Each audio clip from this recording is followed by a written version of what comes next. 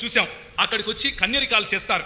అక్కడికి వచ్చి వాళ్ళు చేసినటువంటి చిన్న చిన్న పిల్లలు 16 సంవత్సరాలు 17 సంవత్సరాలు ఒక అమ్మాయి మేము వెళ్ళి ఇంటర్వ్యూ తీసుకుంటే అమ్మాయిని అడిగాం, నీ వయసు ఎంత తల్లి అని అంటే నా వయసు 13 సంవత్సరాలు అని చెప్పింది. నువ్వు ఎంతకాలంగా ఈ వృత్తిలో ఉన్నావు అని అంటే 9 నెలలుగా ఉన్నాను అని చెప్పింది. అంటే ఒకవేళ ఆమె పుష్పవతి అయిన మొదటి రోజు నుంచి ఒకవేళ ఆమెను అలాంటి భయంకరమైనటువంటి వృత్తిలోకి తోసేశారేమో అన్న ఆలోచన ఎవరికైనా వస్తుంది. ఈ దౌర్భాగ్యపు స్థితి ఉన్నప్పుడు మేమందరం కలిసి ఏం చేశాము అని అంటే దగ్గరగా మరి అక్కడ ఉన్నటువంటి ప్రభుత్వ యంత్రాంగాన్ని సంప్రదించాం. అయ్యా, మీ ప్రాంతపు ప్రజలు మీ వాళ్ళు మీ సొంత జనాంగమయ్యా ఇలా అవుతున్నారు, మరి దీని గురించి మనం ఏం చేయగలం అని అడిగితే వాళ్ళు అన్నారు, వాళ్ళ కర్మ అన్నారు. వాళ్ళు అన్నారు వాళ్ళ అందుకే పుట్టారు అని చెప్పారు. వాళ్ళు అన్నారు వాళ్ళ కులవృత్తి అయ్యా, మధ్యలో నీకేంటి అని మమ్మల్ని ప్రశ్నించారు. అయ్యా, ఏదైనా ఒకటి చేయండి, రిలీఫ్ ఫండ్ ఇవ్వండి, లేకపోతే వాళ్ళకి ఎయిడ్ ఇవ్వండి అని అడిగితే వాళ్ళు అంటారు మా దగ్గర బడ్జెట్ లేదు అని అంటారు. ఒక మనిషి తన జీవితాన్ని జీవించడం కోసం ఒళ్ళమ్ముకొని చస్తూ ఉంటే పట్టెడు అన్నం పెట్టడానికి నీ దగ్గర బడ్జెట్ లేదా?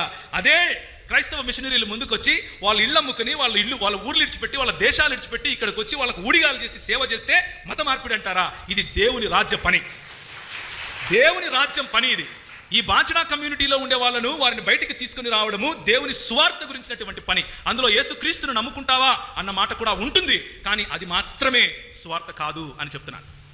నేను మాట్లాడే మాట కొంచెం మీకు కలవరం కలిగించి ఉండొచ్చు. క్రైస్తవ మిషనరీలు అదే చేశారు.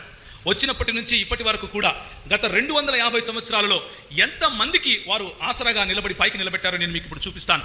మేము అది కవర్ చేసిన 2-3 నెలలకే ఎన్డీటీవీ అక్కడికి వచ్చింది.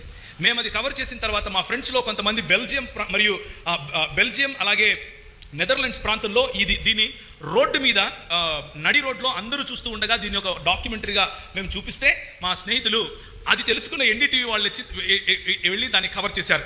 కవర్ చేసిన తర్వాత అక్కడ డేట్ కూడా మీకు కనిపిస్తూ ఉంటుంది. అది అలా జరిగింది.